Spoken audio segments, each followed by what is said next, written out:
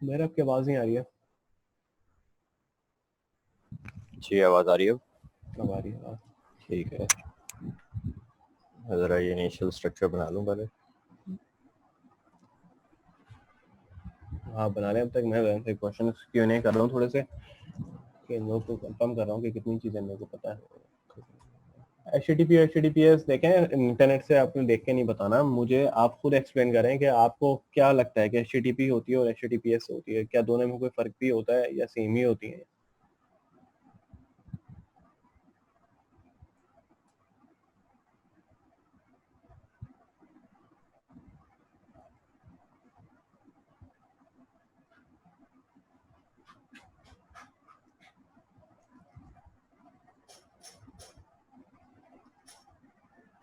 देखें, आप अपनी एप्लीकेशन मुख्तलिफ लेयर्स पे इस्तेमाल कर सकते हैं।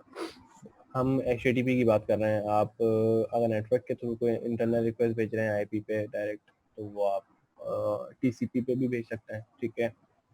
और भी बहुत सारे तरीके होते हैं। बैंक्स में ऐसा होता है कि बेसिकली वो क्या करते हैं, IPs उन्होंने कॉन्फ़िगर की होती हैं, उसके ऊपर पूरा उनका सिस्टम चल रहा होता है।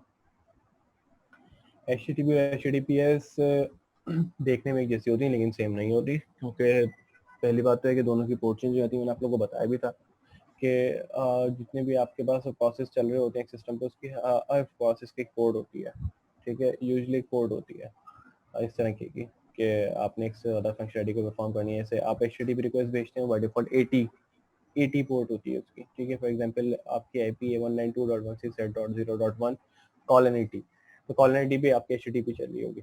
अगर आप चाहते हैं कि HTTPS रिक्वेस्ट भी रिसीव हो, तो वो 443 पे आ रही होगी, ठीक है। पोर्ट 443 पे वो रिसीव हो रही होगी बाय डिफॉल्ट, ठीक है। तो इस तरीके से आपकी पोर्ट्स चल रही होती हैं, और हम फिर कस्टम पोर्ट भी डिफाइन कर सकते हैं किसी भी चीज़ की, हम उसमें मसला नहीं होता।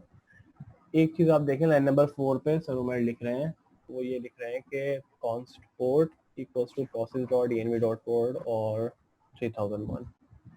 ये हम इसलिए करते हैं क्योंकि जब हम किसी भी सर्वर पे एप्लीकेशन डिप्लॉय करते हैं तो हमें नहीं पता होता है वो सर्वर हमें कौन सी पोर्ट देगा चलाने के लिए। तो हम क्या करते हैं, प्रोसेस इन्वायरमेंट्स जो वेरिएबल होता है उसमें से हम पोर्ट उठा लेते हैं। अगर वो पोर्ट हमें में आपको मिल जाती है तो वो हमें शो हो जाती है, वरना हम 3001 को साइन कर देते हैं। तो लोकली हमारे पास पोर्ट डिफाइन नहीं होती इन्वायरमेंट में, तो हम क्या करते हैं 3001 साइन कर देते हैं, वरना वो सर्वर से खुद उठा लेता है। तो ये वाली प्रॉब्लम हमारी सॉल्व हो जाती है। जी, any confusion?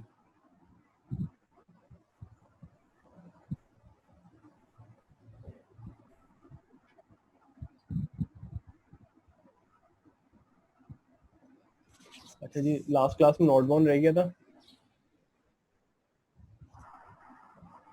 Umair, note bound हमने करा दिया था ना? नोट वन बता दिया था आई थिंक कि सिंपल बस वो फाइल वॉच करता रहता है, जैसे कोई चेंज होता है तो ऑटोमेटिकली उस फाइल को रिस्टार्ट करके न्यू चेंजेस आपको हाँ, दिखा देगा। बस बेसिकली सिंपल है नोट नोट बाउंड वन। क्या करता है कि नोट बाउंड आप Node.js से एप्लीकेशन स्टार्ट करेंगे तो बेसिकली होता है कि वो एक दफ़ा स्टार्ट करेगा। आप सर्वर में कोई चेंजेस करेंगे डेवलपमेंट के दरमियान तो आपको सर्वर दोबारा रिस्टार्ट करना पड़ेगा। नोट बाउंड क्या करता है, वॉच मोड भी होता है, और जब जैसे ही आप सेव करते हैं ऑटोमेटिकली आपका सर्वर रिस्टार्ट कर देता है। तो आप ऐसे कितने लोग हैं जो नोट बाउंड इस वक्त इस्तेमाल कर रहे हैं?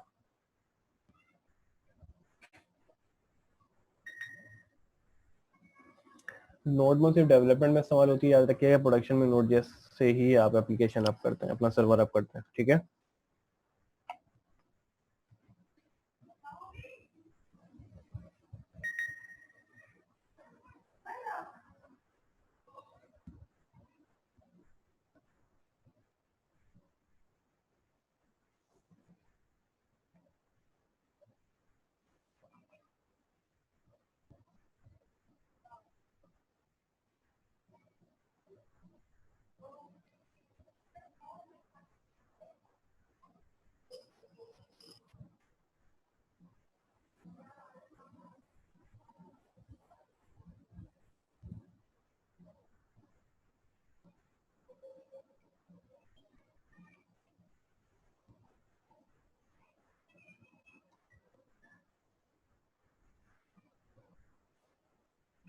मुझे इस वक्त शदीद नींद आ रही है, 24 घंटे से जाग रहा हूँ, सोया नहीं अभी तक।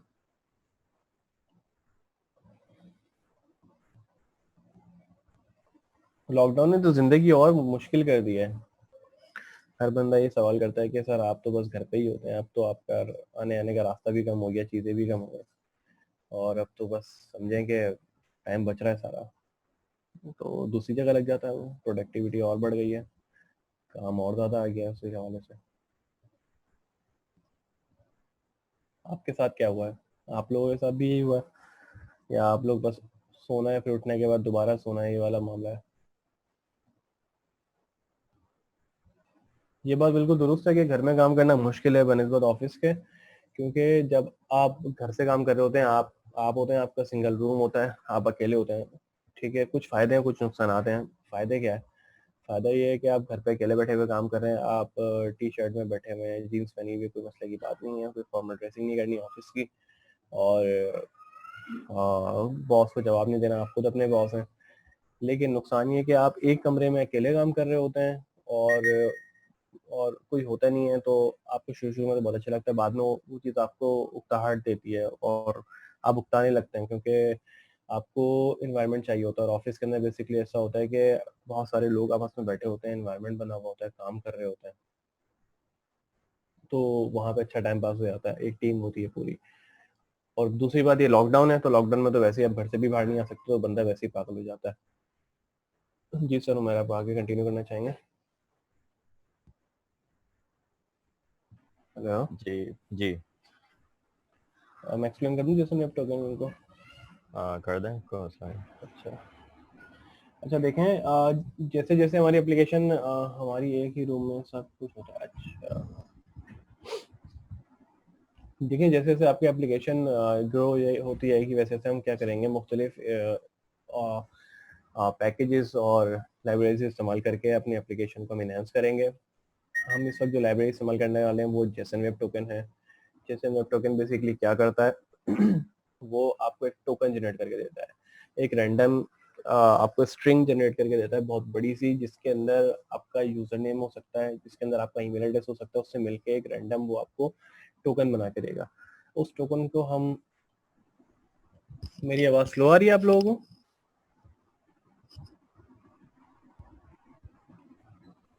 ठीक है, वो आपको टोकन बना के देगा, और उस टोकन से क्या होगा बेसिकली, जब भी आप सर्वर पे रिक्वेस्ट करेंगे और ऐसे राउट्स पे रिक्वेस्ट करेंगे जो प्रोटेक्टेड है, जैसे सर मैंने लास्ट टाइम आपको बताया भी था कि आप मिडिल वेयर लगाओ तो चेक करता है, तो प्रोटेक्टेड राउट्स के लिए आप क्या करेंगे, टोकन भेजेंगे। वो टोकन बेसिकली क्या होगा, वेरीफाई करेगा आपकी रिक्वेस्ट को, ठीक है। अगर आपका टोकन वेरीफाई हो गया, और वो मिडिलवेयर वेरीफाई करेगा, तो आपका टोकन अगर वेरीफाई हो गया तो वो आगे वाले राउट पे भेजेगा, वरना आपको बोल देगा कि नहीं, आप ऑथराइज नहीं है, ठीक है। तो हम टोकन इस तरह से इस्तेमाल करते हैं।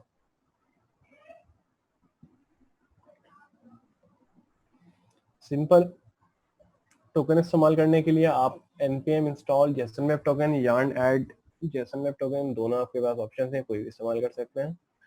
और रिक्वायर करने के लिए रिक्वायर जेसन वेब टोकन, और किसी भी वेरिएबल में उसको सेव करवा लें। और अभी हम एक मिडिलवेयर बना रहे हैं जो टोकन को वेरीफाई करेगा।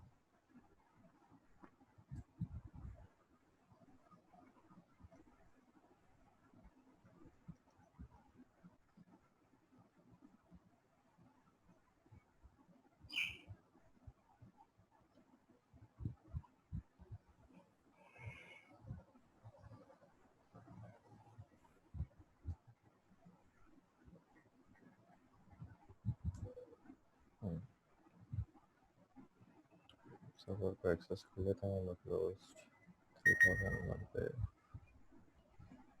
प्राइवेट की must have very good check my secret.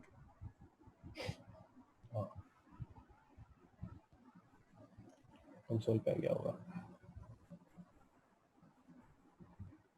अभी बता देंगे आप टाइम वगैरह, सारी चीजें, परेशान ना हो। जी, JWT ऑथेंटिकेशन का इस्तेमाल होता है। लेकिन सर रिक्वेस्ट है, सर मैंने रिक्वेस्ट की हुआ क्या इसमें देखें आप, सर मैंने जैसे रिक्वेस्ट की तो आपको JWT ने एक टोकन जनरेट करके दिया, जो एक हैश है पूरा, देख रहे हैं आप, ठीक है। इसमें आपके पास ना,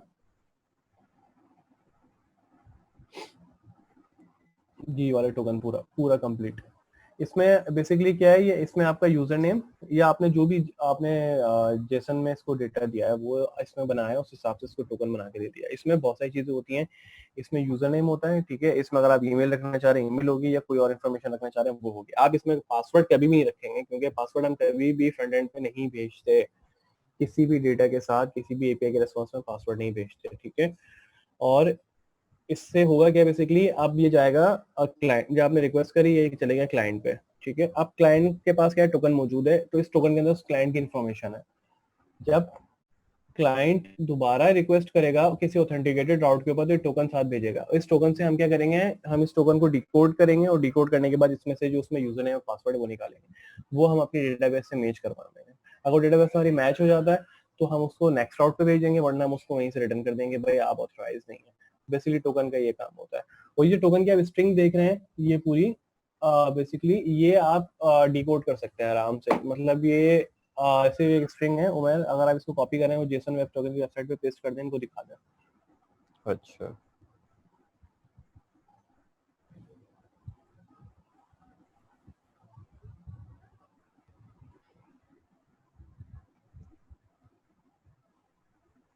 सिंपल वेबसाइट है, जेसन वेब टोकन की आ जाएगी। सबसे हाँ jwt.io, और नीचे पेस्ट कर दिया था आगे। नीचे होती है ऑप्शन, यहाँ पर ही होगा सबसे मेरे ख्याल से। हाँ यहाँ पे पेस्ट करें। आई थिंक लोड हो रही है, साइट अभी खुलेगी। हाँ वहीं पे वहीं ऊपर ही पेस्ट होगा, ये वेबसाइट आपकी लोड हो रही है अभी।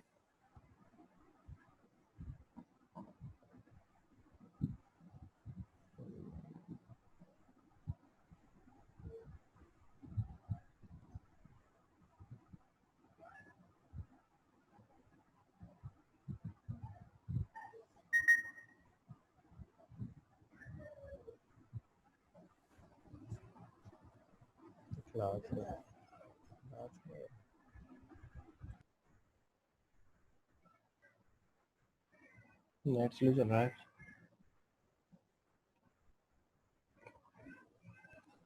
आई थिंक मेरा नेट स्लो है इसलिए वो साइड लोड नहीं हो रही।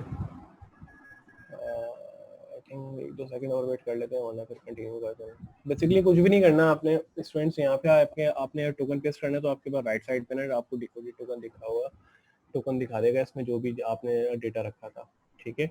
और इसका एक्सपायरी टाइम भी दिखा देगा साथ में। टोकन की इनिशियल इन्फॉर्मेशन होती है, ठीक है। और इसका ये हेडर है सेट होता है, ठीक है, कि आपने कौन सा एल्गोरिथम इस्तेमाल किया। और तीसरी चीज़ होती है कि इसमें एक्सपायरी टाइम क्या है। इनिशिएट टाइम होता है कि जब टोकन क्रिएट हुआ था, ठीक है, ये होता है मिली सेकेंड्स के अंदर, ठीक है। और उसके बाद आपके पास तो होता है इसके अंदर एक्सपायरी टाइम।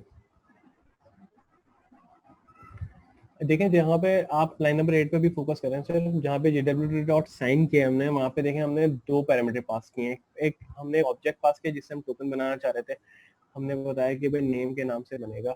और दूसरा हमने क्या बनाया है, माई सीक्रेट। ये सीक्रेट होता है बेसिकली आपका वो सीक्रेट जिससे मिलकर टोकन बनता है। आप ये सीक्रेट अपने पास रखते हैं उठा के, ताकि जब भी कोई टोकन आपका कोई एक्सेस भी करना चाहते हैं, अब तक उसके पास सीक्रेट नहीं होगा आपका।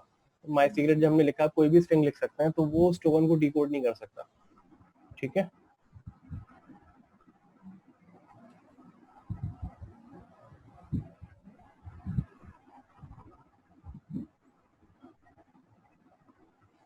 My secret is not defined. अच्छा, माय सीक्रेट स्ट्रिंग में। हाँ माई सीक्रेट स्ट्रिंग में जी हो जाएगा वेरीफाई। ये देखें, पहले हमने टोकन एक्सेस किया और फिर उसके बाद हमने उसको डिकोड कर दिया। जैसे हमने डिकोड किया, डिकोड करने के लिए उसने कहा कि आप मुझे अपनी सिक्योरिटी स्ट्रिंग बताएं जो आपने दी थी, इसको सीक्रेट बताएं। जब तक आप सीक्रेट नहीं बताएंगे तो नहीं होगा।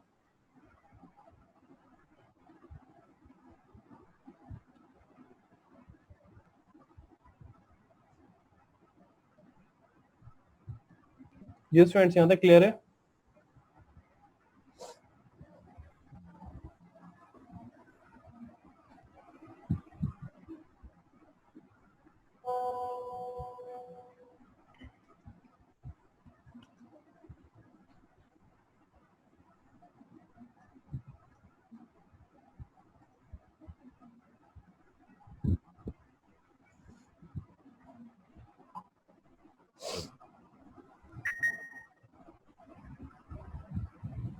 एक बार रिपीट करते हैं, नेट डिस्कनेक्ट हो गया था।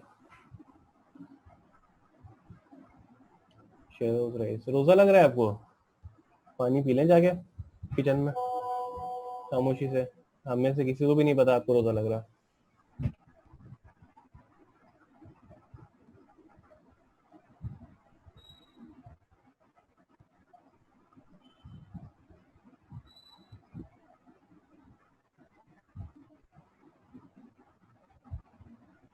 ये भूलने के नियत से पानी पिया जा सकता है, बिलाल में भी पीकर ही आए कुछ देर पहले।